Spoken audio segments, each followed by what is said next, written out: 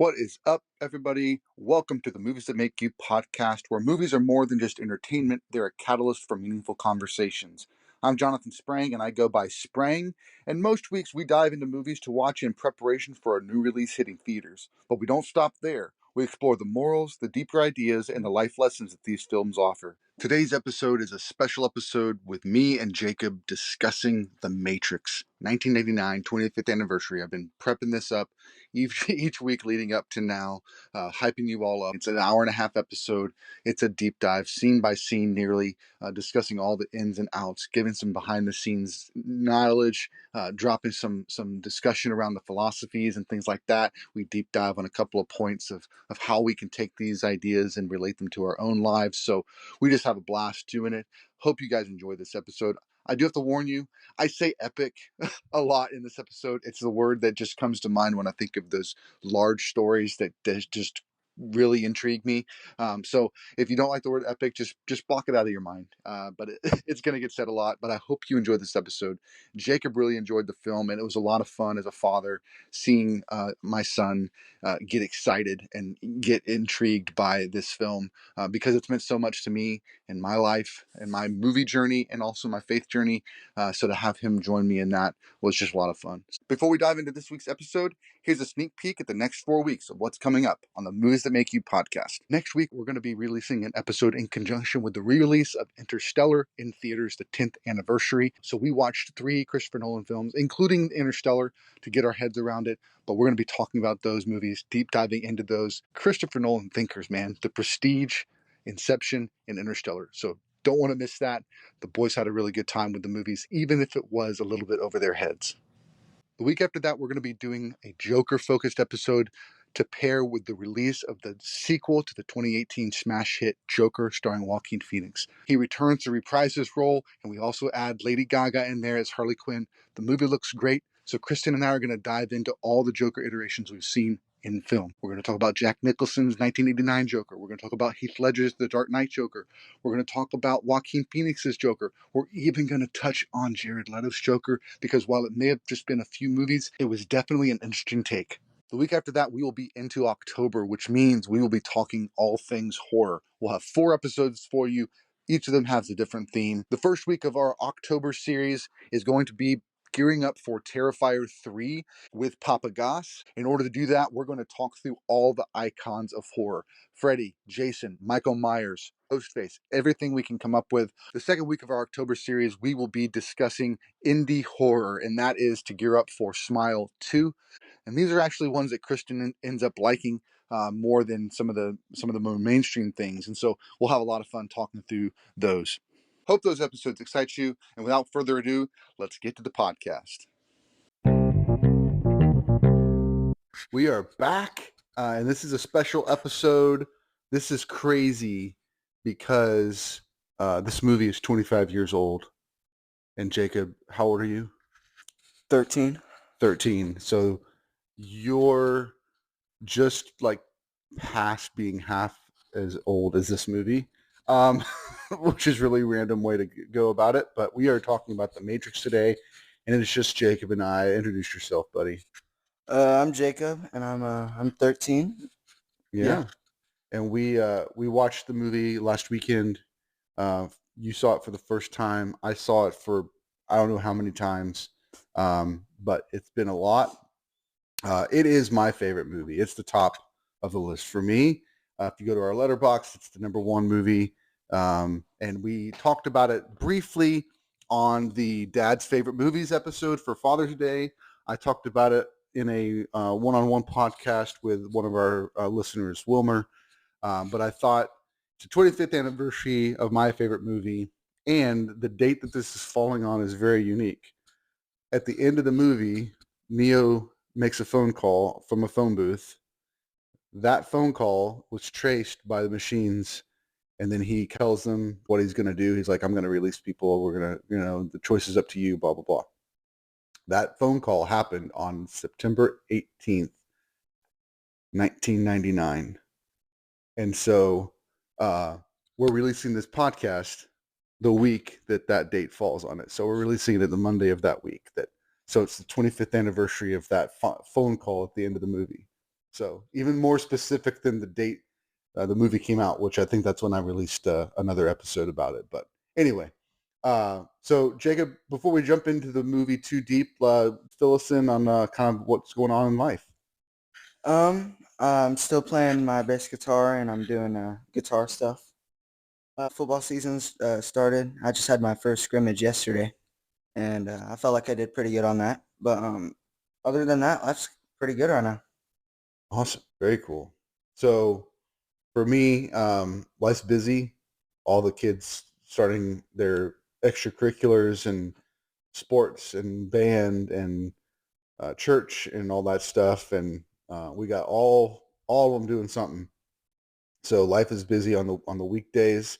Try to get some relaxation on the weekends, but we do what we can to find some time to see watch some movies, talk about some movies, so you guys have something to listen to. So let's jump into it, buddy.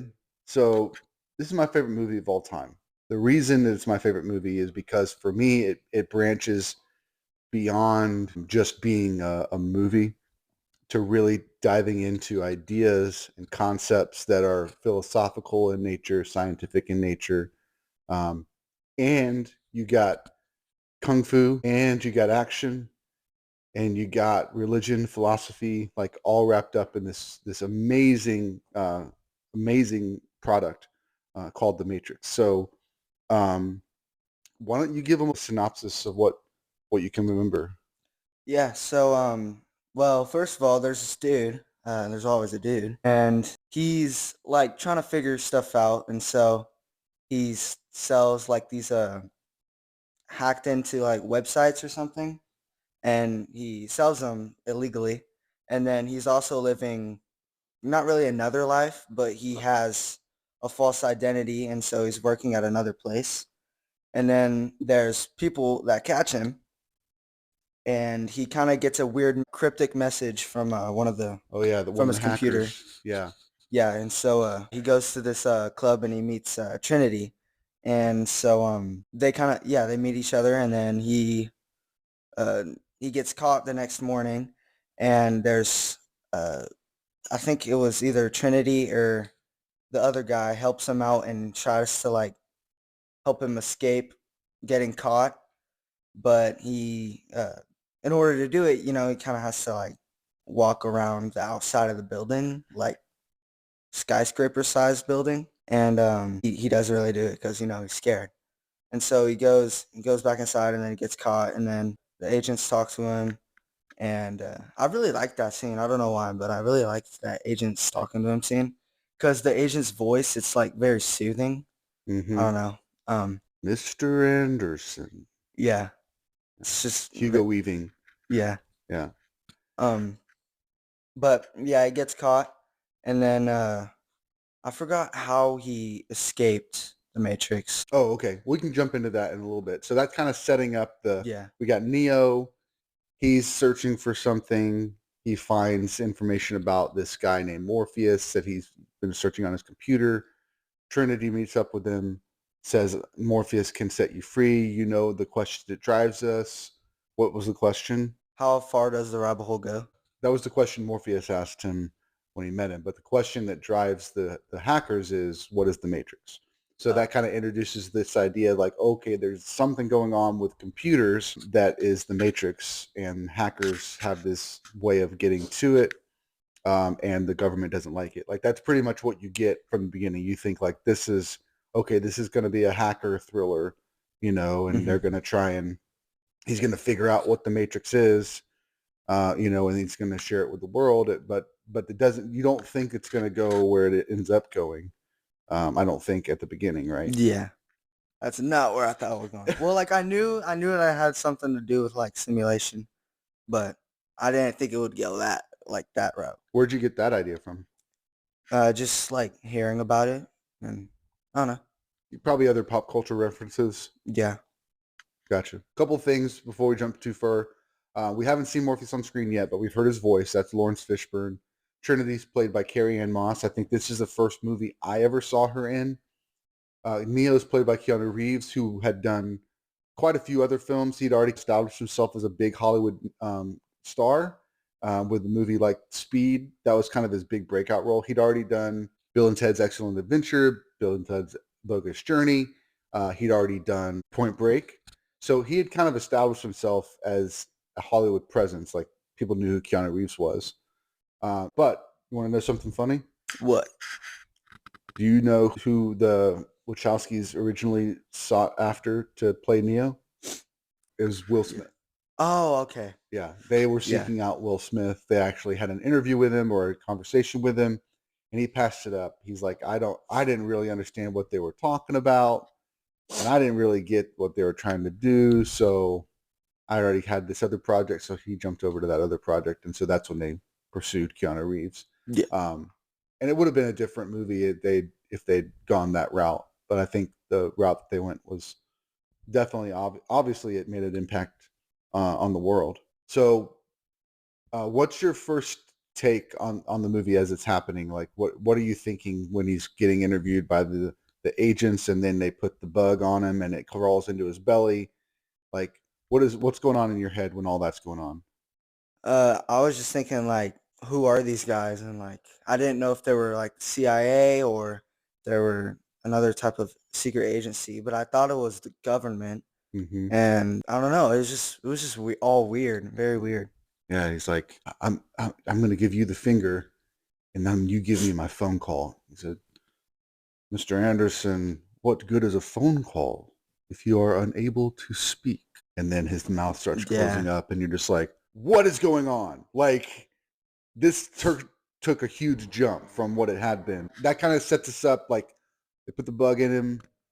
Neil wakes up, and he thinks it's just a dream, which is foreshadowing because that's kind of the whole thing of the movie is how do you know if you're awake or sleeping? He said it at the guy at the front that came to pick up that first mini disc from him was like he asked him like you ever get the sense that when you're awake you're still dreaming or something like that, and he's like, man, it sounds like you just need to unplug, man. Why don't you come with us to the party?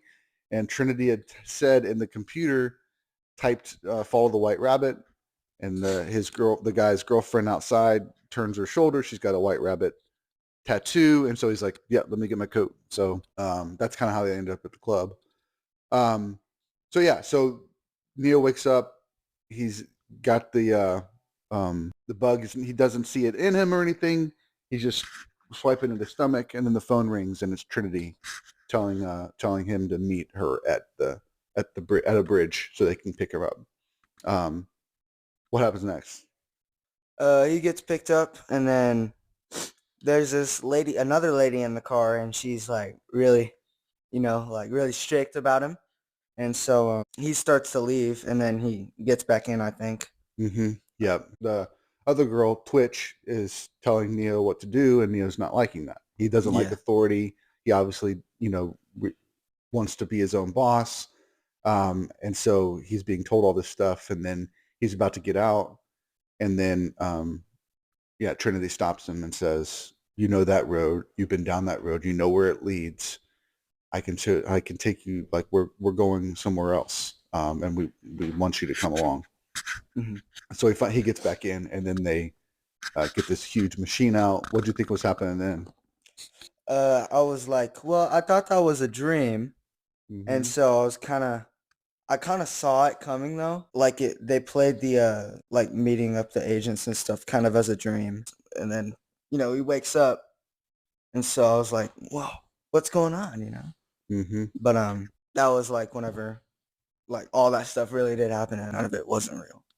Yeah, and then so they get the bug out, drop it outside, and they go see Morpheus. Trinity takes him in there, and just the look and visuals of the scene are amazing. Morpheus is standing at the window, and he turns around and faces Neo, and thunder's cracking, all that stuff, and they have this conversation about the Matrix. And Morpheus offers him an opportunity, to learn what the Matrix is, but you can't be told. You have to be shown. So he gives him red pill, blue pill. Have you seen that reference before? Yeah, I have. It's in a lot of stuff, Mm-hmm. but Yeah, that's kind of how that's the one thing. It's like, hey, you have a choice. And that choice idea, it happens throughout the entire movie. and the entire series is this idea of choice. Choice ends up being something that's a problem for the Matrix.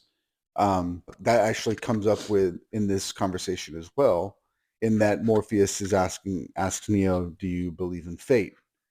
And Neo says, "No." He says, "Why not?" Neo says, "Because I don't like the idea that I'm not in control of my life." So this is kind of introducing this idea beyond just something science fiction. This is kind of where we're getting into philosophy of like, what does it mean to be human? What does it mean to believe, to have faith, to believe in something beyond ourselves? And so, what did that conversation do for you? Like, did you think about it at all? Like when he said fate, did you have a question in your mind about whether you believe in fate, things like that? Um, I didn't really think about it, no. But I was like, uh, well, that's a new like perspective or way of looking at it, and so I thought that was interesting. Which perspective, Neos? The that he doesn't like his that he doesn't like the idea of having not having control of his life.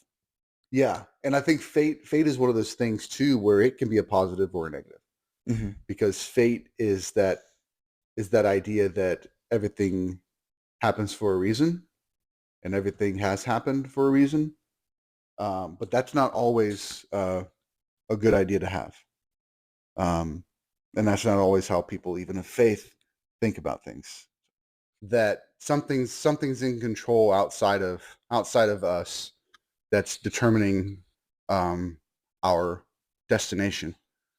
What I think is interesting is, especially in this movie, but I think even in Christianity and other religions, is that fate is sometimes looked at and equated to God, but I don't necessarily think that there's a direct like correlation between fate and God. Because I think what God does is he invites us to be a part of something. He invites us to be a part of what he's doing in the world. And then he still allows us the opportunity to choose whether we want to or not. So the interesting thing about fate in this movie is what we're going to find out is that the machines are controlling the humans, but what Morpheus is inviting Neo to is to make a choice to not fall into that. And so I think that that's the dichotomy or the things that they're comparing in this moment is fate. You don't have a choice; it's predetermined. But faith and choice are this other pathway. And for me, as follower of Christ, I think my view of how God operates is more choice than it is fate. Does that make sense? Hmm. So, how does that hit you? What do you think about that stuff? I think, yeah, I think that's true because I think that God does have a like a plan for everyone, and He'll kind of like give you hints or clues or just to like tell you that like like He's with you and He's there, but it's your choice if you want to follow it or not. And so I really see that now. Now that I think about it, played through the Matrix movie. I wasn't thinking about it during the movie. Yeah, cool. So he's given the choice. He chooses to go down the rabbit hole. He chooses to see what the Matrix is, and then all this weird stuff starts happening. Do you remember what happens? So yeah, there's this big old mirror, and then he goes through, and then he's in this pod, and it's like filled with red liquid, and he's naked, and it's like a incubation tube or something. Mm-hmm. But that's kind of like how he lives, and then he's like played these thoughts or images like in through his head, And and he's like got all that's these tubes and stuff coming out of him, yeah. and he pulls the tube out of his throat so he can breathe. Um, and then he's got a thing connected to his neck, and he looks around. What does he see?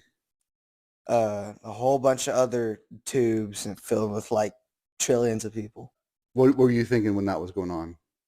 I mean, I that's not how I thought it was. That's not how I thought the Matrix was gonna be like. But it was really kind of freaky. Like it was like Attack of the Clones in Star Wars, Mm, where they made all the clones, yeah, and like if they didn't let him out of their like incubation tubes, right. just kept him in there. So then the machine comes up, unhooks Neo, recognizes Neo's awake, so unhooks the one that's connected to his head, and then flushes him down the tube, falls in the water, and then we see this like crane arm Mm-hmm. reach down, grab him, pull him out of the water, and then up into what we can only assume is some sort of ship. Probably felt like an alien ship the first time, seeing it, but he's carried onto the ship, and then he sees everybody, and everybody looks different. How did they look? Well, they were nice and pristine and had cool clothes when they were in the Matrix, and then when they're on the ship, they're in rags and their hair's not cut Yeah, right, yeah, and yeah, they're okay. dirty, and like so, it's like you're seeing this kind of change that like, okay, I'm somewhere else now. Mm-hmm. Um, so then it's kind of this montage of him like being put back together, and they got like Mm-hmm. acupuncture needles all over his body. He kind of is in and out of consciousness, and then there's like this one moment that's really important, and that is I'm going to ask a question, and then you can tell me if you remember the answer. But Neo asks, "Why do my eyes hurt?"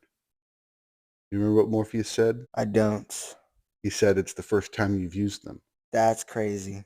So this is the first time Neo's using his physical body ever. He's been in that tube his entire life, and then he's been hooked up to the Matrix, and the Matrix was playing out his life digitally in his brain, and now he's free from that and using his muscles. So that they got all those acupuncture sticks like trying to revive his muscles to like Mm-hmm. because he's not used them before, so he won't be able to walk, he won't be able to do that stuff.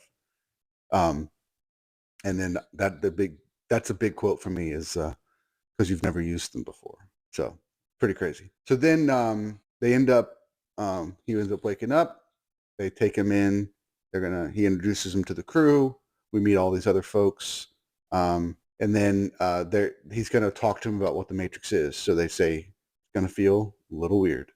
And they stick the needle into the back of his head, the port on the back of his head, and now he's in this big white room again. Mm-hmm. And now he's got no plugs. He's looks like a normal. His hair is back. Morpheus there looks like he was in that room.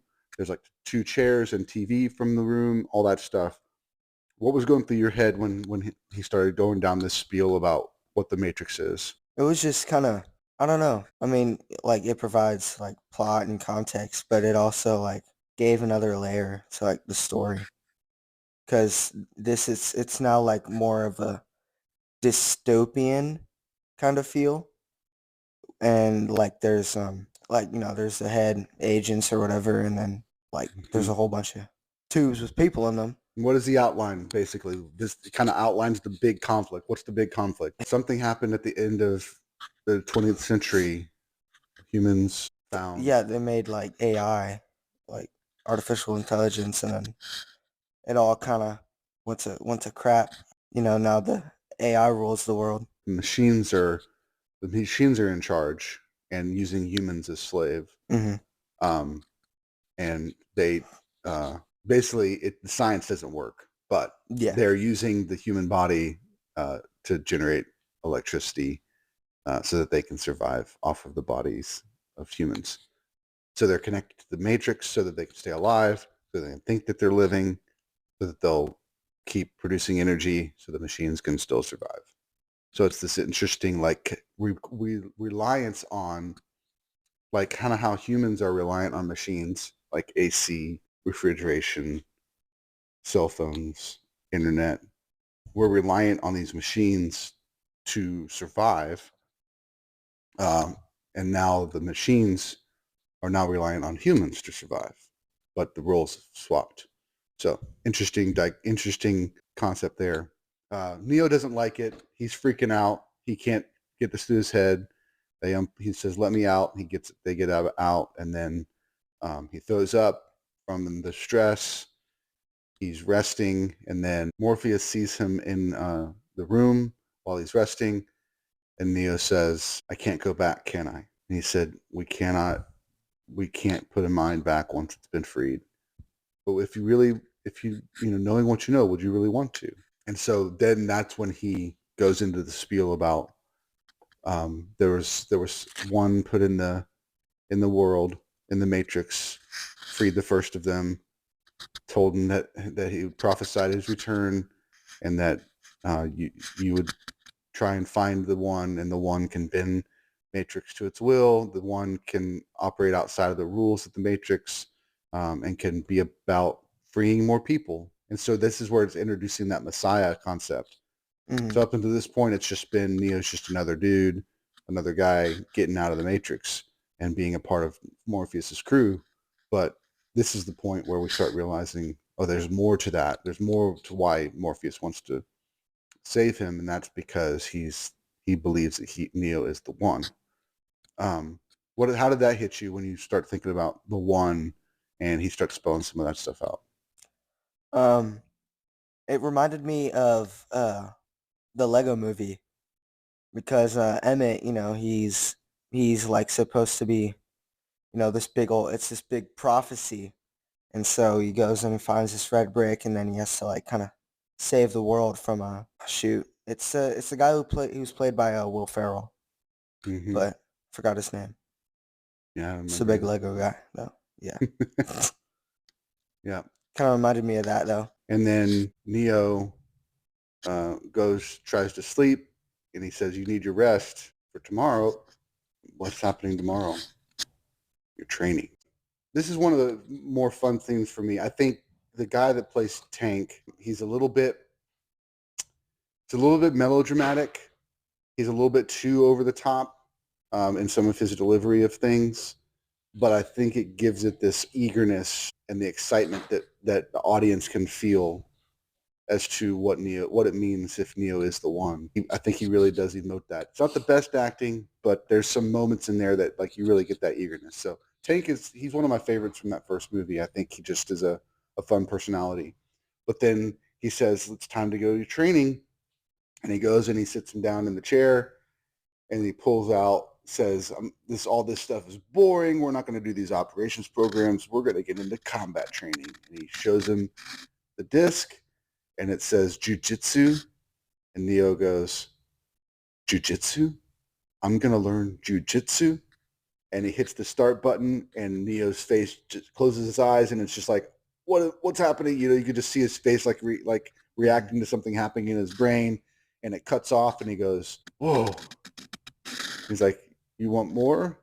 Yes, so Yeah, pretty cool. Well, what do you think of that whole thing, that whole like idea that you can load somebody's brain with anything you want? I've kind of thought about that. I used to well, I didn't used to do anything, but I remember thinking about that before. Like it's usually like sometime when I'm bored in school and I'm like, man, I wish there was some device that could upload all the intelligence I need for my life into my brain. And then, I'm set and I don't have to do anything. And I think it's really cool. So part of what this is doing is it's moving the story forward, but it's also setting things up for the future. Um, all these little scenes, all these little moments where they could just sit down and tell us all the rules of the Matrix, but it would be hard to get it in just a one fell swoop. And so they're introducing these concepts of the Matrix and how they interact with the Matrix and how they interact in the Matrix, and what they learn inside these programs. And so it's really important that we understand that there's this thing and there's these skills and we're just loading them. You don't know how to do them, but your digital self knows how to do them, and all you have to do is think about it, and you can do it. And when you're in the Matrix, or you're in these training programs, that whatever you've downloaded into your head, you can do. And that's important. And it comes back later, in a really fun way too. But then Morpheus comes in, and Neo wakes up from one of the sessions, one of the uploads, and he says, I know Kung Fu. And Morpheus says, show me. Oh, such a great moment. So fun. Because then they go into the sparring program, and Yeah. it's the classic like kung fu training dojo, and they just have an all out battle. hmm What'd you think of that? I thought it was really cool, and it was like multiple because it was kind of a montage, right? It was all just one battle, but Oh, it they was? are changing fighting styles like over and over Yeah. again. Yeah. And then he does the whatever the Bruce Lee fighting style, right? He Mm-hmm. does Bruce Lee's, Yeah. and I thought that was cool. You pointed that out to me, but Yeah. um, and then he finally like inches up on Morpheus, right? And then he kind of Yeah. has him pinned or something. Yeah. He's fighting. He's losing. But one of the things I wanted to mention about that is that the choreographer, the fight choreographer, stunt choreographer, really for this movie is a guy named Yan Wu Ping, and he is like classic kung fu movie choreographer. Like he did all like Jackie Chan's films, like all these films in China for kung fu movies, and he they would do all the stunts and all that stuff. And for this film, the Wachowskis hired him to come in and do it, and they had presented an idea and they'd shown him some of the storyboards about what they wanted to do, and then they came in and saw what they were doing. And in most classic form, you would use the wires and stuff like that, but then the person would jump out of frame, and then you could cut to them doing something and then cut back to them landing or whatever. Mm-hmm. And what the Chowskis kept pushing was, no, we want to see the whole thing. We want to have a wide angle shot so we can see this happen. And later you're going to see where they did that, and it's two people running at each other, jumping, shooting, spinning, landing. And they're like, we want to do the whole thing. And so that was even challenging to Yun Wu Ping because he had to rethink how he designed the stunts and how they were able to accomplish it. But it was like Yun Wu Ping was the inspiration for the Wachowskis, and the Wachowskis became the inspiration for Yun Wu Ping to push what he'd been doing for years Mm-hmm. to another level. And I think that's just mind blowing to me. So really, really cool. But yeah, this is a scene where we get to see also actors doing the fighting. In most movies up to this point, the actors would jump out, the stunt person would come in, the stunt person would be doing all the fighting unless they were already a fighter. So like someone like Jean-Claude Van Damme, who is a fighter and also an actor, like, yeah, he's doing his own stunts. Yes, he's doing his own fighting.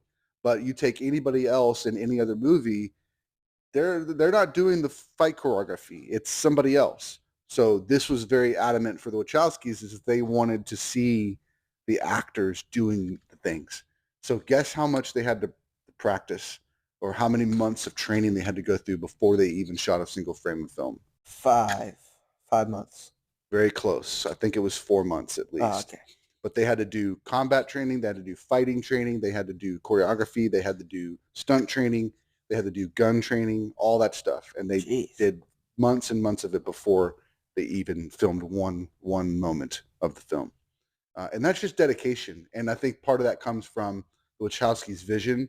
They shared it. They were able to communicate it clearly to these actors, and these actors bought it. And these actors bought into the idea, and they're willing to devote their time and energy to the film. So that not every actor is going to do that.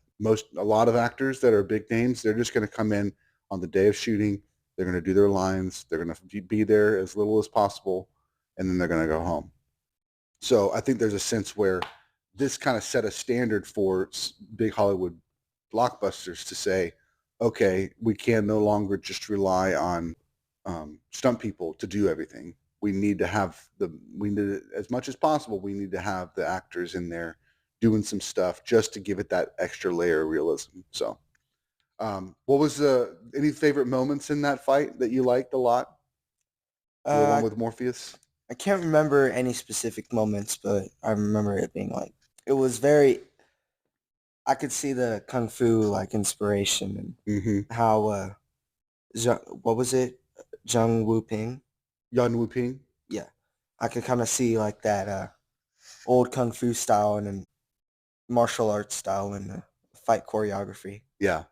And then to kind of take it up another level, I think the two moments for me that really stand out are the triple kick. And I think he does that in the first pass at Morpheus as he does the triple kick. Mm-hmm. And that was like, what is going on? Because they're playing with the rules of the Matrix. But he tells them like, hey, this is this has still got all the same rules that the Matrix does, but he's starting to push himself in his brain, and he's starting to say like, okay, I think I can do more than just what I could do and like what I thought I could do. I can do more here. So he's kind of pushing that. So then the other one that really stands out to me is the where he does the big backflip and then lands and Morpheus kicks him. Yeah. That was where he ran up the wall or the post, the column, and then Hmm. like did this huge backflip. So it was like, okay, he's pushing himself. He's pushing the physics, the ideas of what he can do with his body, and he's able to do this stuff because he loaded it in his brain, and he's now like trying to use it in real life and trying to dance with it instead of just go through the motions. So then the other really fun moment is that after he Morpheus wins that first little bit, he says, "How did I defeat you?" He said, "You're too fast. Do you think my speed or my strength have anything to do with my muscles in this place?" And Neo's just confused and breathing really heavy. And Morpheus says, "You think that's air you're breathing now?" And it's just this, again, trying to take the audience through this idea, taking Neo through this idea, but the audience too, like Hmm. helping us to grasp what's going on. Neo is sitting in a chair in the Nebuchadnezzar. He's not in a dojo. It's all in his brain. So if he can trick his brain into breaking away from the boundaries that he's set for himself, he could take things to the next level. So all of this stuff is building up to getting Neo to break away from his reality to see what he could really accomplish. So Neo does do that in that next little pass, punches, fights, almost beats Morpheus, and then Morpheus says, "Let's load the jump program." Everybody's gathered around because they were watching the fight, and then they load the jump program. Morpheus is like, "Hey, we gotta. This is part of your training," and he runs. Just gotta free your mind, and he jumps from one building all the way across to another building, and it's super far. Hmm. And what does Neo say? I forgot. Whoa. That's all he says. Yeah, that's Oh. what. Whoa. Which is also, I think, a line from Bill and Ted's Excellent Adventure. So it's kind Okay. of a funny homage. I love that movie. That movie is good. And then everybody's kind of talking about it on the Nebuchadnezzar while they're watching this on the little screen. They're like, "Is he going to do it? What happens if he does it?" Nobody makes their first jump. What if he does? What if he does? And you can hear even Trinity going because they all have this anticipation. If he's Hmm. the one, then perhaps he could do this the first time. Maybe this will be confirmation because they still don't know.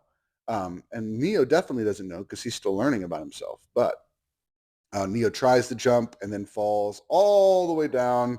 Yeah. And then it's like a little trampoline. He bounces back up. Yeah, that was pretty fun. He gets out. Um, they unplug, and Neo sits up, and he's hurt and he's bleeding. He's like, "I thought you said it wasn't real. Your mind makes it real. So if you die in the Matrix, you die here." Morpheus is like, "The body can't live without the mind." So it's still continue to establish the rules of the Hmm. Matrix, but it does it little by little, and we kind of learn it as we go. So that's a lot of fun. Um, so the next training is we learn about the agents, and this is the one that was like the one that I still struggled even after seeing it two or three times, like what was going on. So see if you can tell me if you know the agents, how do they operate? How do they get from one place to another, and how do they find everybody? I think they all have the abilities of they all have the abilities of the one, but they're not human. Like I don't know. So the agents definitely are more. They have more strength. They have more Hmm. speed. They have all that stuff.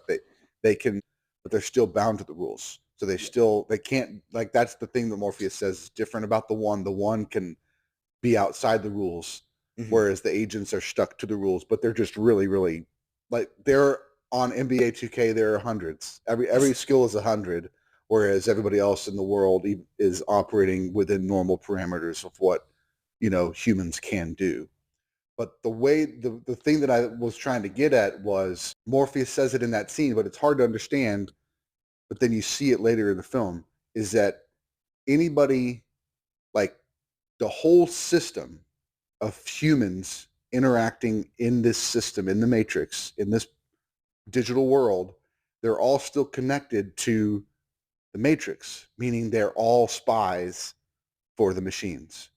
And so if they do something weird or odd or off and it catches the attention of one of these other people, an agent can take over their digital self and be where they are and then end up catching whoever they are. So that happens in that training sequence. Morpheus is talking and he's sharing all that knowledge, and then the woman in the red dress passes by. Neo's looking a little bit and then comes back.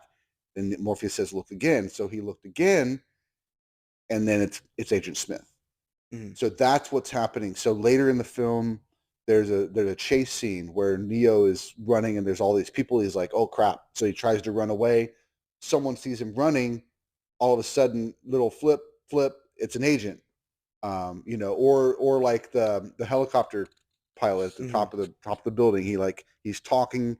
All of a sudden, he's grabbing the side of the helicopter and he's shaking and he's becoming an agent.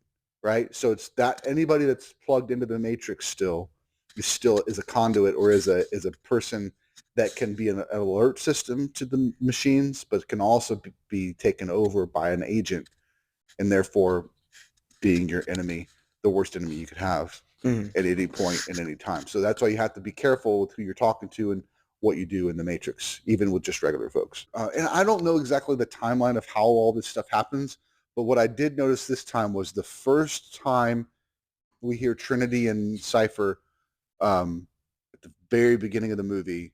That's February of 1998. The end of the movie is September of 1999. So the span of the film is about 18 months, 17 months. So that's just to try to put into the context. Like this, for the movie, it's like it feels like a couple scenes and we're back in the Matrix and he's going to see the Oracle, which we're going to talk about next.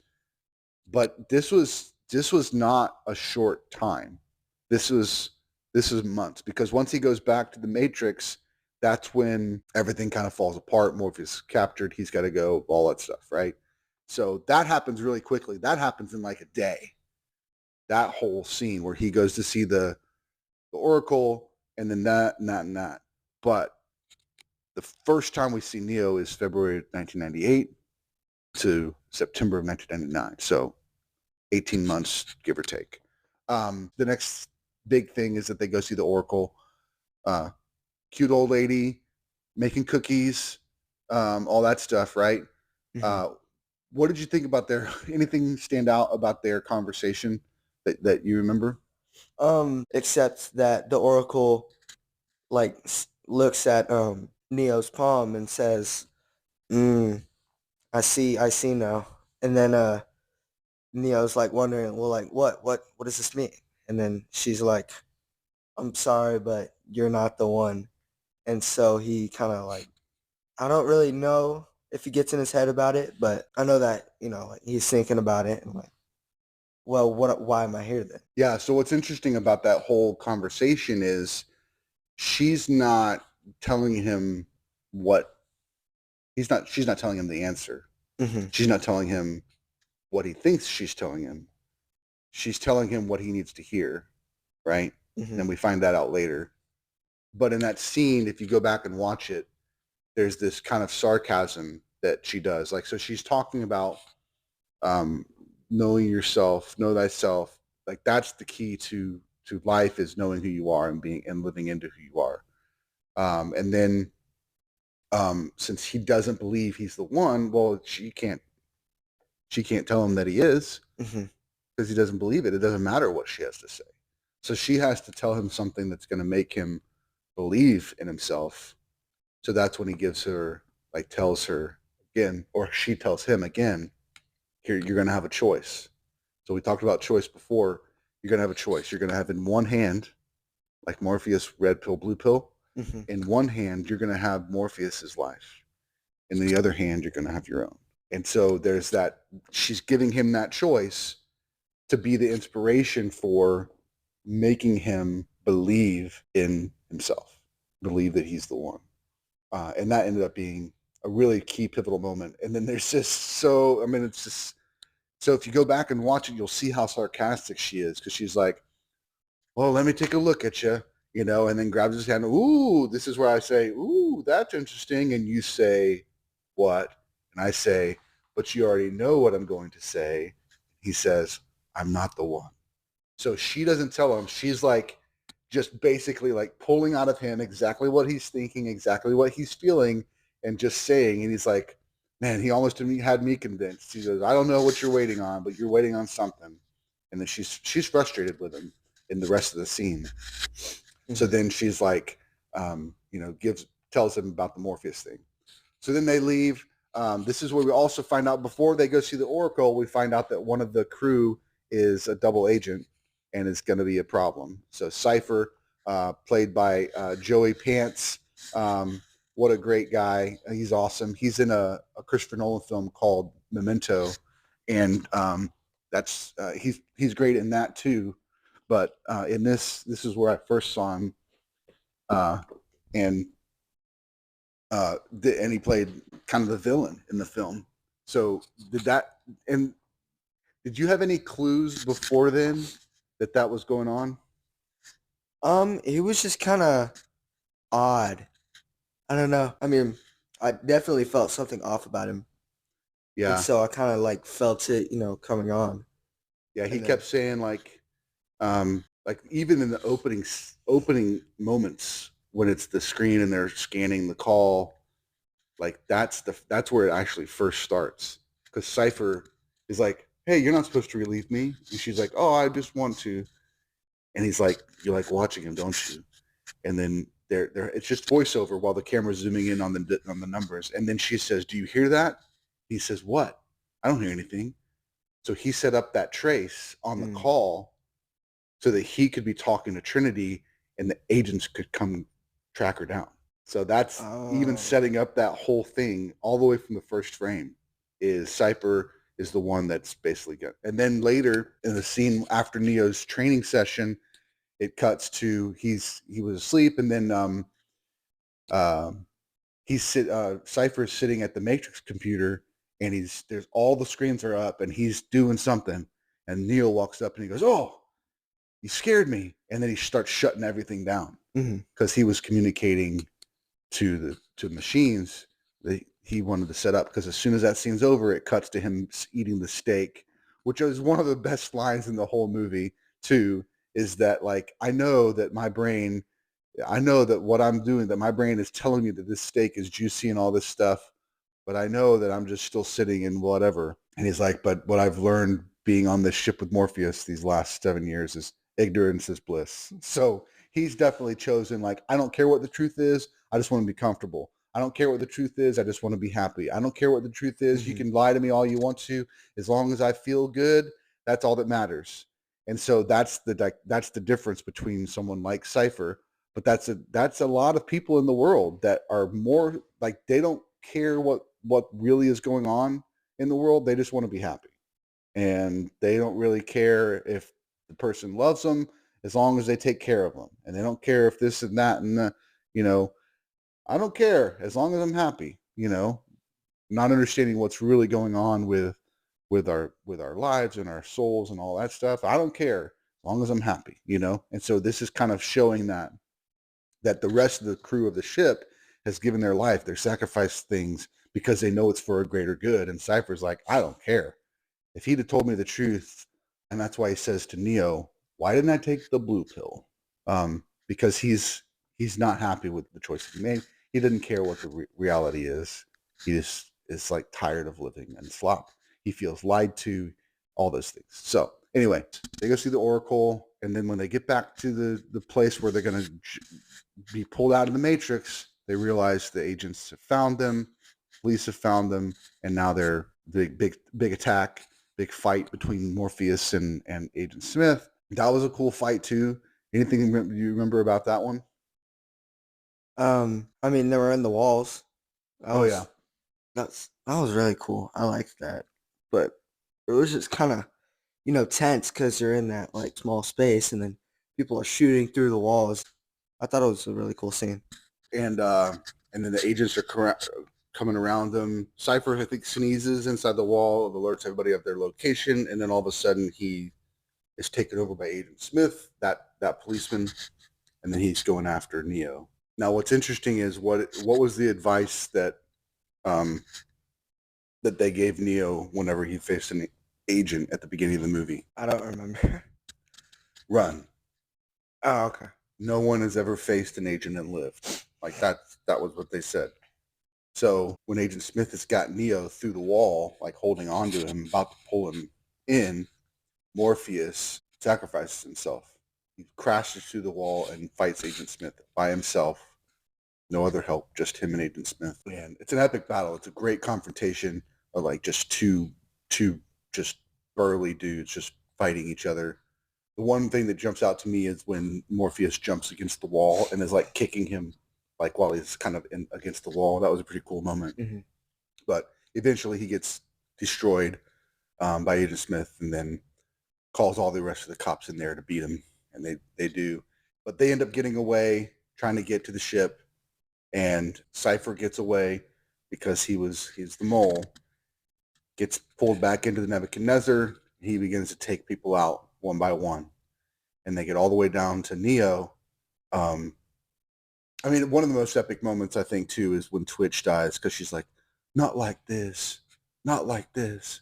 And then her face just goes deadpan and just like she falls over. It's like such a meaningful death, like such a memorable death for me. Anything about any of that stand out to you? Any of those moments? It was just like really a like plot shift because you have like the main leader, he goes down. And the other guys are of course going to try to save him. Yeah. And so then Cypher says basically, I'm going to take him out because he's the one, Trinity, and it's going to be some kind of miracle. It's going to have to happen for me to stop me. And all of a sudden, Tank takes him out with the laser gun. Mm-hmm. And he's like, no, this could be true. That can't happen. That's pretty cool. But then they pull Neo and Trinity back into the Nebuchadnezzar. It's just them three left. Everybody else is dead. Morpheus is captured. These three, Tank, Trinity, and Neo, are standing around Morpheus. And Tank is basically saying, we've got to pull the plug on Morpheus because we can't risk him giving away the codes to the agents and the machines being able to take out their home base, their home human world of Zion. And then Neo stops him. I've got to go get Morpheus back, basically, right? And they said, no, you can't do that. He risked everything for you. And he said, that's because he believes something that's not true, and that is, I'm not the one. And they're like, no, that can't be true. Trinity especially is saying, no, it can't be true. Because we find out later that she's in love with him, and that's what the Oracle said to her. So, nice little love story there. And then he says, but I believe I can save him. I don't believe I'm the one, but I believe I can save him. And that's when Trinity has this really fun thing. Let me tell you what I believe, and then kind of goes on this thing. That's pretty fun, too. She decides she's going to go back in with him. Epic line. They're in the loading room, the big white room. Mm-hmm. Tank asks, what do you need? Neo says, guns. Lots of guns. Yeah. Epic moment. So all the visuals, like just before we jump in, because this is where it pretty much picks up, and it's an action movie from this into the end. It's just beat after beat after beat of action. So up until this point, like visually, what have you been so excited about seeing? Especially for 1999, the CG and like effects was very, very impressive. But did you like the ship and the? Yeah, definitely. It was very. I don't know. It was just really cool. And then the squiddies. We didn't talk about the squiddies. Yeah, but those are like squid-looking machines that are. They don't call them robots. They call them machines throughout. But a squiddy-looking machine that comes after them in the real world, and they have to avoid it while they're broadcasting into the Matrix and stuff. Mm-hmm. Aren't they called Sentinels? Mm-hmm. Yeah. Cool. But I did want to mention one more thing before we jump forward, is that the opening fight scene with Trinity against all those cops. There's a couple of moments. One where she does a big kick. Yeah. The big kick, and then it pans around her, and it does like a 360 where she's stuck in the air, and she does that. Yes. And then from the start, I could already see like the uh, old kung fu like inspiration. Yeah. And then she ends up, another moment there is that she ends up running on a wall. And Hmm. so like there's something going on here. She jumps from building to building. The agents jump from building to building. You're like, okay, there's something. It feels like superhero stuff. Yeah. Um, they actually created that for this movie. The cinematographer came up with how they would shoot those scenes because there were going to be two or three of them in the film that they were going to highlight in this manner with this like camera panning around them 360, and they call it bullet time. And the way that they actually did it was they set up, instead of using video camera like and doing sweeping this like that, they used uh like actual digital cameras, really nice digital cameras. Like I don't remember how many, but as many as that would make it around, and it was all at the right framework, so that if it was a camera and it was shooting at 24 frames a second, this is what it would take. Like to Hmm. make it slow mo, all that stuff. They calculated like what it would need to take all those camera shots, and so that's just digital cameras set up around this green screen room, and that's how they created the shot.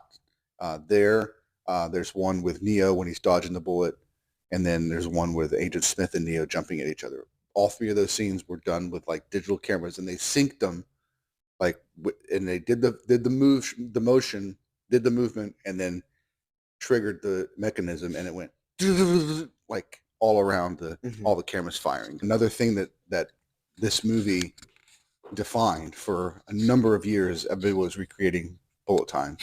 So let's jump into kind of the climax of the film. It's getting towards the end. Morpheus and Smith are having a conversation, which is really meaningful and powerful in the way that Smith is describing humans as being disease or being a virus, all that stuff. But Morpheus isn't giving up any secrets, and all of a sudden the revolving doors start opening up, and you see Black Boots walking through. Neo and Trinity walk through. They're covered with guns. They've got guns in bags, and they're just take out everybody.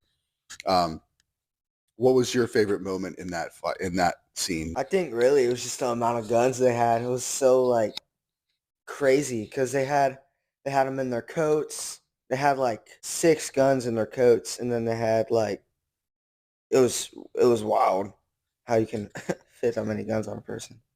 But Yeah, I really liked how just how like smooth everything was. yeah. So for me, like even watching it now, this many years later, I still feel like there's something in that was done in the Matrix that still nobody else has done, and that is the acrobatics with the weapons, Hmm.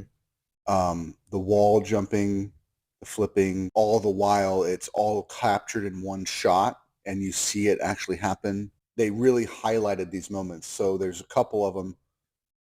One of the big ones, I think the first one is Neo's running down one of the sides, firing, and then he runs out of bullets, throws down his guns, and then he does a cartwheel, grabs the gun, and then lands back, fires, fires, fires, then goes around the next thing with a one-handed cartwheel and is firing while he's doing a one-handed cartwheel and then landing it and then diving off to the side. And it's just like that whole thing, just the acrobatics of it, the visuals of that. I don't think anybody's doing anymore. Or like it's really I gotta say it's not that nobody else is doing it. It's that it's uniquely the Matrix. Like Hmm. they kind of grabbed that and went with it, and so it's their signature. The other thing I think is their signature, and they started was the falling bullets, like the close-up shots of all the bullets falling from the guns. Like that was this movie. The cement pillars and the just the all the debris from the columns and stuff in this Hmm. scene. This is the first time, like, and it's everywhere now, but this is the first time that's happened. So the second acrobatic scene or a moment in this that I think is key is Trinity running towards the guy shooting guns, and then she does a wall run and then a flip off the wall run and then lands kind of in safety. They did have to cut that edit because she twisted her ankle when she was Oh. trying it, and so that she was so mad. She was like, "No, no, I wanted to get it," and so they had to Mm. cut that edit, but the others didn't have the edits.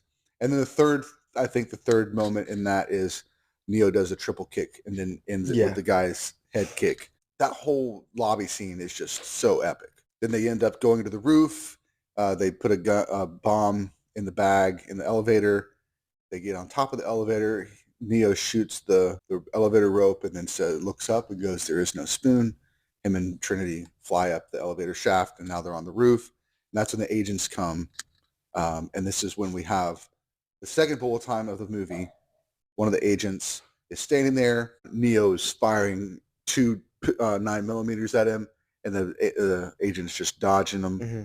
All that looked cool.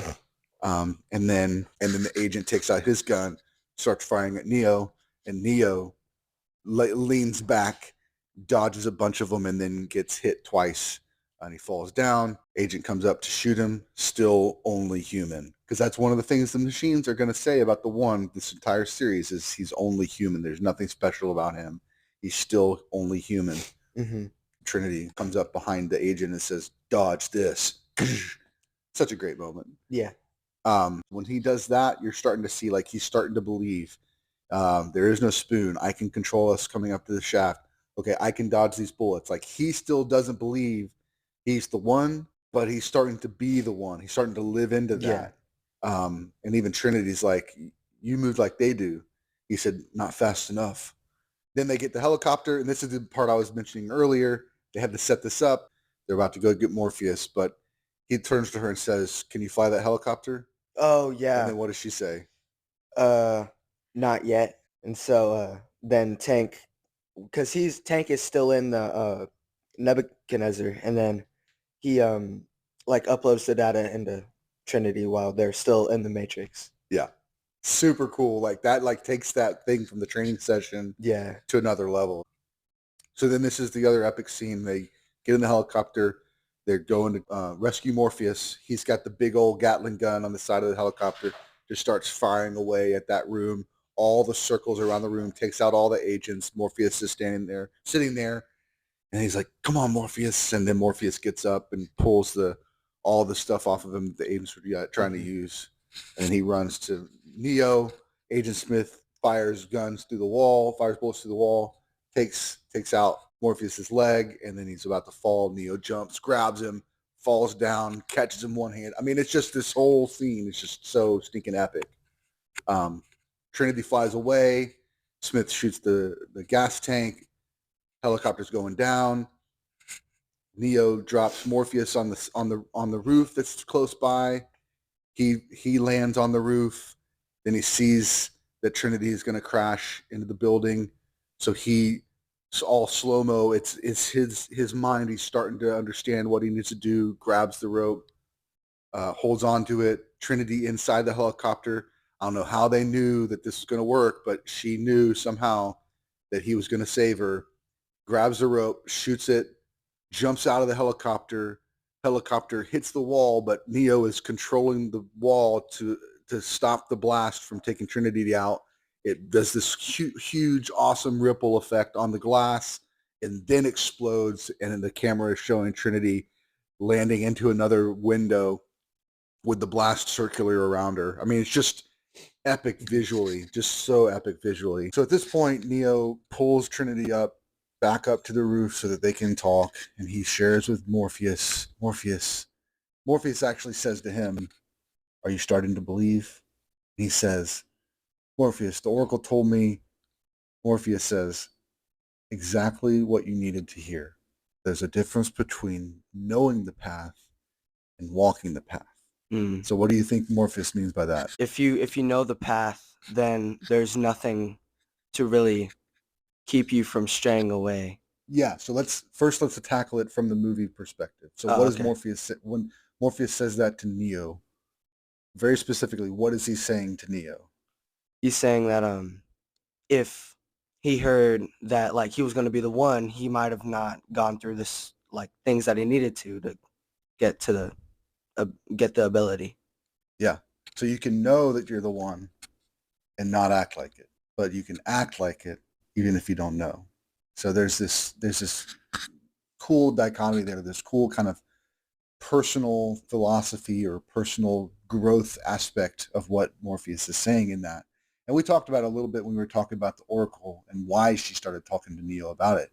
But Neo, like we said, didn't believe, even at this point, even after seeing the stuff that he's done, even accomplishing everything that he's accomplished in these last few minutes of taking down the entire force in that building, taking out a couple agents, dodging bullets, moving faster than any other human had ever moved, saving Trinity like he did, like all that stuff. He still didn't believe. He still didn't believe that he was the one.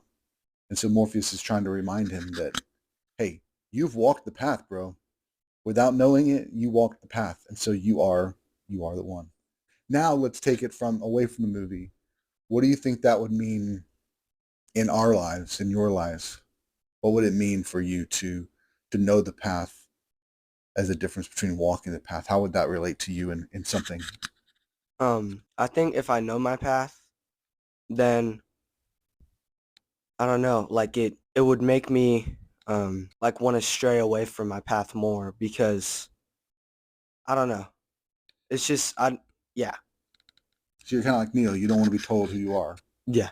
You want to kind of be you Mhm. and let that be enough. Yeah, and I can understand that. Like there's a sense where when we think about things like the will of God or like everything happens for a reason, or there's a path or there's a will for our lives. It's like for me, the way I've always thought about it, and this movie helped in that it's it's a combination of God creating us in how we are, us being who we are, so living into who we are, and there's this balance between that and following our own instincts and God's guidance. It's not one or the other. Mhm. It's not God said you're always going to do that in the minor things. It's that he joined with you in your life to give you those desires and those passions and those things. And he walked alongside with you on that path as opposed to predetermining it. You know what I mean? Yeah. That's kind of how I think of it. And this movie kind of does a little bit of that. Like there's a prophecy, so there's also this kind of thing out there that's saying, hey, somebody's going to be the one. And Morpheus is hoping that it's Neo. But at the same time, there's this thing inside of him that he's a reluctant Messiah. He's a reluctant hero because he doesn't fully believe in himself that he's the one, but he believes in himself enough to go back in and save Morpheus. And that's kind Mhm. of walking the path. I don't know who I am, but I know that I can accomplish this. So there's some power in that. Um, so they end up figuring out like we got to get Morpheus out of here. They go find an exit. It's in a subway, and this is one of those moments where we see a homeless man laying on the corner of this subway station, leaning up, seeing Morpheus disappear into the phone headset at the payphone, and it shows Agent Smith turning and looking, meaning that he's the agent, the machines, the Matrix told him because the homeless man is this kind of Mhm. connected spy against his will. Smith looks, sees that where they're located, and then it shows the homeless man's face having the matrix code on it, meaning he's changing into Smith, and Smith gets up right before Trinity is about to tell Neo that she loves him, and then she ends up putting her hand up again on the glass and disappearing into back out of the matrix, and Neo's left to fight Agent Smith by himself. Mhm. So, what do you think of that kind of that setup right there, like about the whole Trinity conversation with Neo and all that? Um, it just leaves it in a tense space, and it's like the perfect setup for like a climax. Mm-hmm. And I feel like it really played into that really well, and how like later in the movie, like you know, Yeah, it gets resolved and everything's good. But that like that one scene, it's just Neo and the agent. yeah, Like, what's gonna happen? yeah. And then he's facing the exit. Neo's facing the exit. Agent Smith is behind him. Trinity's now on the Nebuchadnezzar with Morpheus. They're in tank. They're watching this all take place, watching the Matrix code, and Trinity's saying, "Run, Neo." And then Neo turns around and faces Smith, Hmm. and and he goes, "What is he doing?" Morpheus said, "He's beginning to believe," because he's like, "Okay, I've done all this other stuff. perhaps Smith doesn't have anything on me, like this Mhm. whole very cool moment. So then this epic battle starts out. You got the people standing across from each other like an old Wild West showdown. They even have like the sound of the Yeah, little yeah. air, like the little windpipe. Even have a trash bag Yeah. roll. It's Ah, it's just so funny. kind of symbolizing the old tumbleweed. I mean, it's Mhm. just this epic moment. And this is that third one we talked about where Yun Wu Ping had to figure out how do we do this. So this is the first time they've had this. Two people on the wires running at each other, jumping at each other, flying at each other, all while shooting guns, catching each other, spinning on each other, and landing on the ground. Like this was the scene that the Wachowskis were basically like, yeah, we want to see all of that. And Yun Lu Ping was like, no, we're gonna cut it out. They're gonna jump. It's gonna cut. It's gonna show them in the air. They're gonna connect. Then they're gonna land. And they're like, no, we want to see the whole thing. And so they had to Yeah. redesign the stunt because he was using, like I said, his old like what he'd always done before, and Mhm. now he had to think outside the box. Okay, how do I accomplish what the directors are asking of me? And so they did this. This is one of those where they shot it with those cameras spinning around. That's why it goes into that slow-mo. We got the sound effect, all that stuff, the cameras panning around, all that. And it was just those digital cameras capturing that moment all in one, but they did the stunt in real time. And it just, and then as you're empty, so are you, like just Yeah. so great.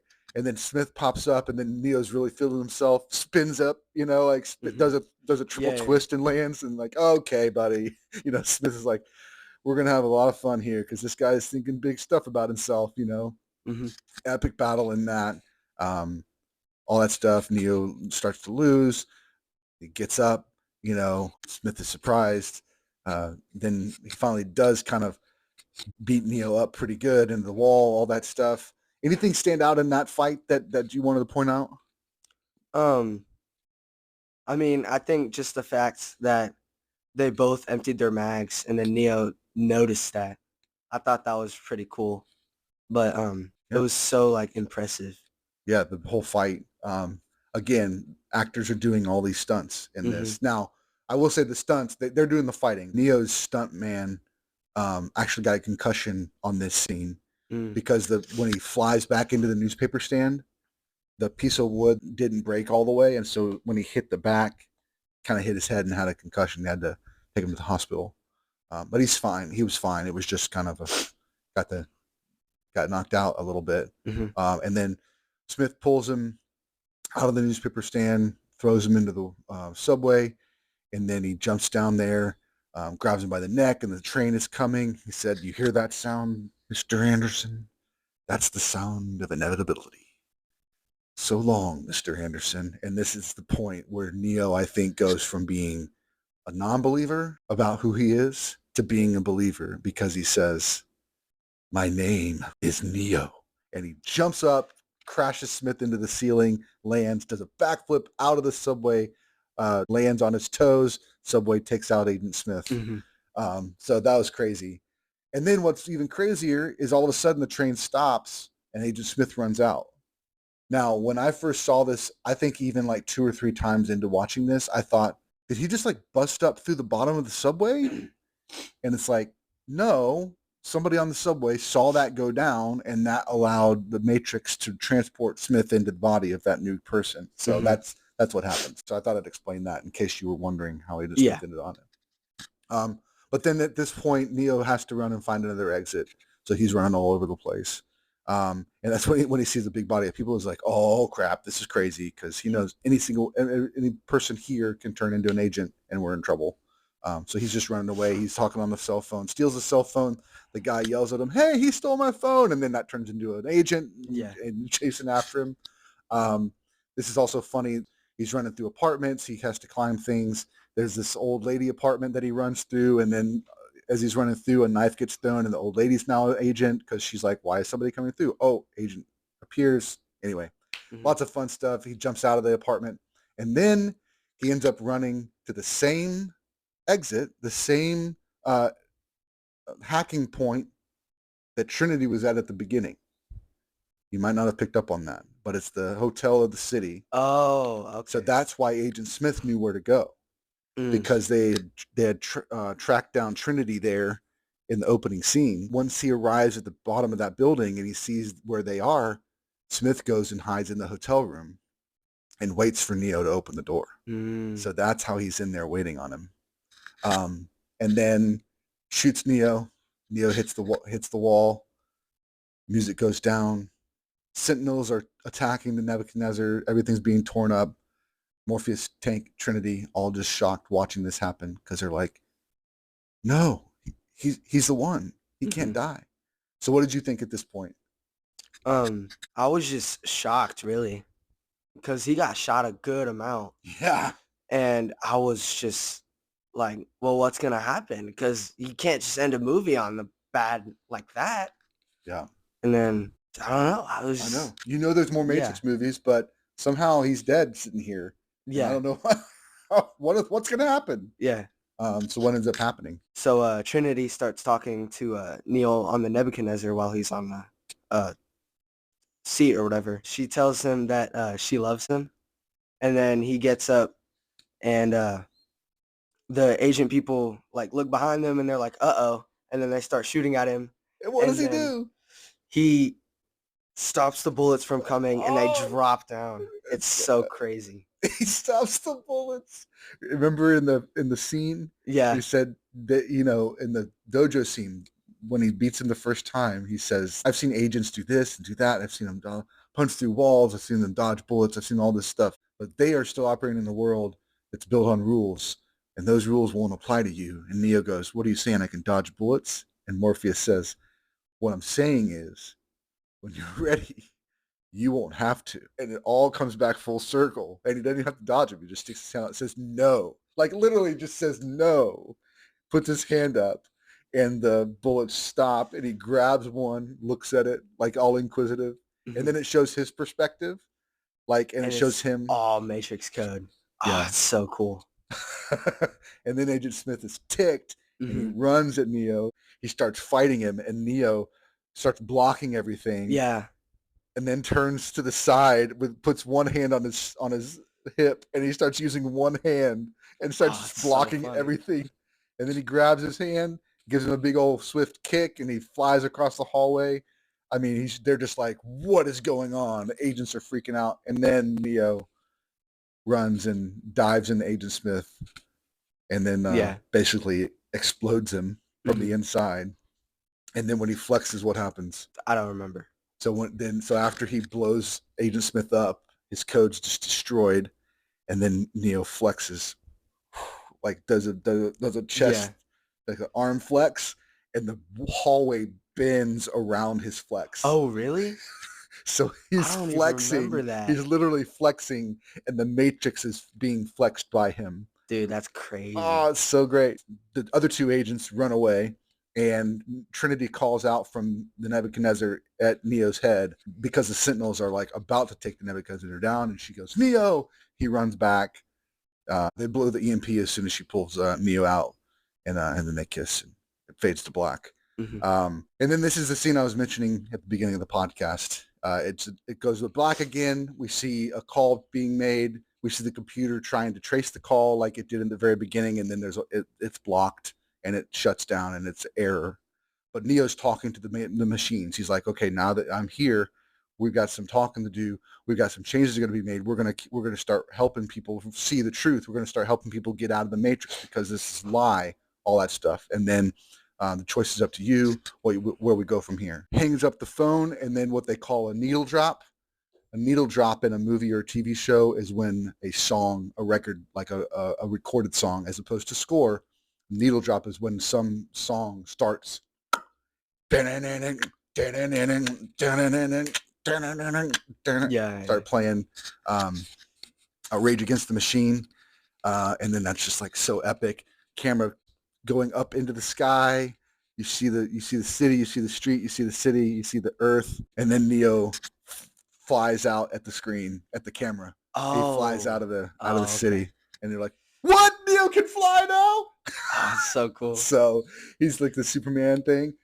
They actually play on that in the second one. There's this moment where he leaves. He's doing that, and the somebody asks, "Where's Neo?" He's doing his Superman thing. That's funny. So anyway, so we went through the whole movie. What would you say is your favorite moment? Whenever he wakes up and he's out of the Matrix for the first time. Okay. Because I was not expecting that at all. Because that looked like Alien. Mm-hmm. And I was really like confused because, I thought I didn't, that's just not what I was expecting at all. So that was really interesting. And then whenever he stops the bullets, because I thought he was just going to dodge them again. And then he stops them. Yeah. And then whenever he looks at one and he's like super interested and then they all just drop to the ground. Oh, it's so good. Yeah. And then the talking scene with him and Mr. Anderson. Not Mr. Anderson. The interrogation scene. Yeah, I don't know. Something about that liked it. I liked it. No, it's cool. It's cool, and it's got a cool twist. It starts out, and you think this is just a normal conversation, and then his mouth starts closing. Yeah. That's cool. Yeah, I think for me, I mean, I love those. I mean, all the lobby scene for me is so epic because there's so many things, like I said before, the acrobatics of it that we just don't see anywhere else. Like it's a Matrix, very specific to the Matrix series, this kind of acrobatic gunplay. And I think other movies have done things with guns like John Wick, like Keanu Reeves comes back in John Wick. It's his first kind of action series since the Matrix, really. He's done maybe a couple things, but he actually kind of avoided coming back to action because he wanted to kind of let Matrix be his action set piece. But he comes back with John Wick, and then they actually coined the term gun fu because there's this kind of the way that they do the fight choreography and the gun choreography is very much like that. It's combined with martial arts, like the way that he uses the guns and stuff. So, and I believe I'd have to look this up, but I believe his stunt guy ends up directing John Wick.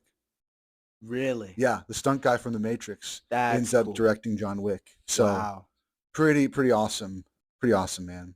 So overall thoughts about the movie? I'd probably give it a 5. 5 out of 5. Yeah. That was really good. Definitely 5 out of 5 for me. I think I will, like, at some point pretty soon, we could probably kind of finish out the series. One of the nice things about the first movie is it's very clear, black and white. Machines are bad, humans are good, right? So in the second movie and the third movie, it kind of starts to deconstruct that a little bit and starts to show you, well, actually, there's humans that are bad and there's machines that are good. And so it kind of, but isn't that true to life? Like, you can't categorize people based on where they come from and what they look like, whether they're a machine or a human. Like, that's just a sci-fi way of saying, hey, people are different. We're all different. We can't judge people based on where we come from because there's something inside of us that can be good or there's something that can be bad. It doesn't matter where we come from. So let's measure someone based on their actions and the way that they care for people and not just by where they come from. So anyway, lots of stuff happening in those movies, but I would want to rewatch the fourth one pretty soon because it's just I want to understand it a little better. Yeah, because it was so different from the other three that I want to kind of grasp it. Like I want to deep dive in it, and I've only seen it. I think I've seen it twice, but I want to watch it in conjunction with the others because I think it'll help make more sense or come to life. One of the things I think that is a theme that, and then we'll be done. But one of the things I think is a theme in The Matrix that is different than other films is that Neo doesn't do this alone. So in every film, he also has Trinity right by his side. And Trinity is the one that, along with him, because he wouldn't be there if Trinity hadn't brought him back to life. Yeah. And so there's that sense where Trinity is there and they're together going through this journey, and she's his stability through all of it. And that even through the fourth one, that becomes a major theme in the fourth one. So I do think that they have a fifth one planned.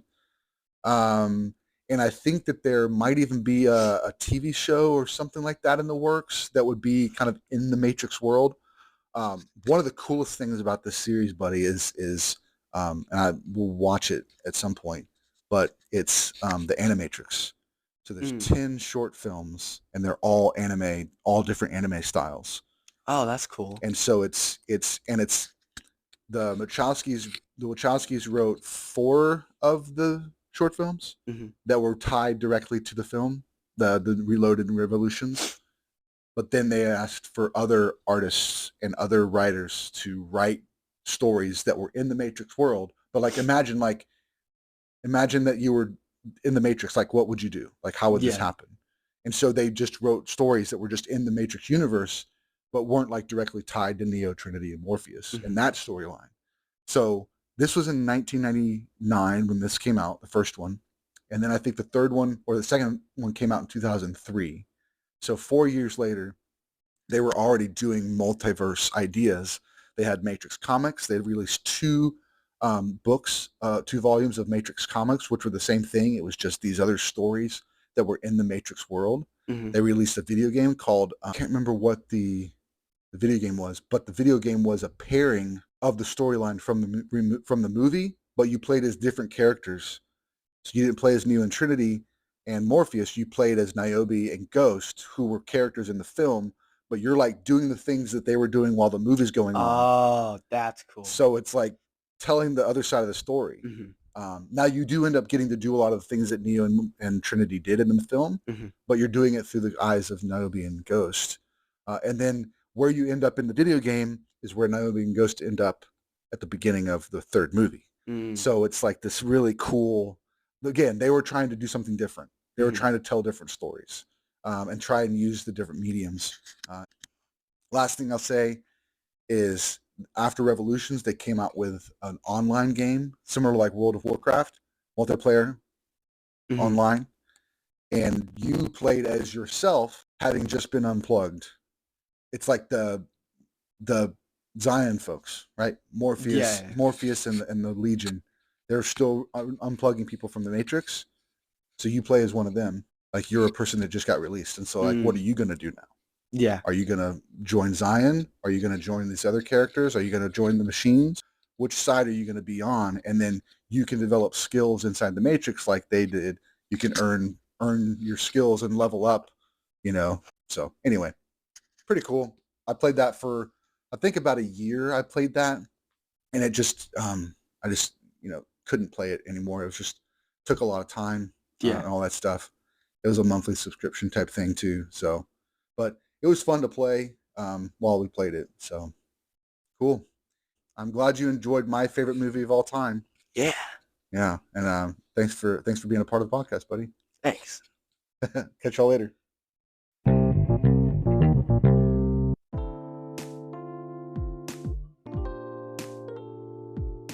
Thanks so much for listening to the Movies That Make You podcast, where movies are a catalyst for meaningful conversations. We hope that you'll give us a like, a share.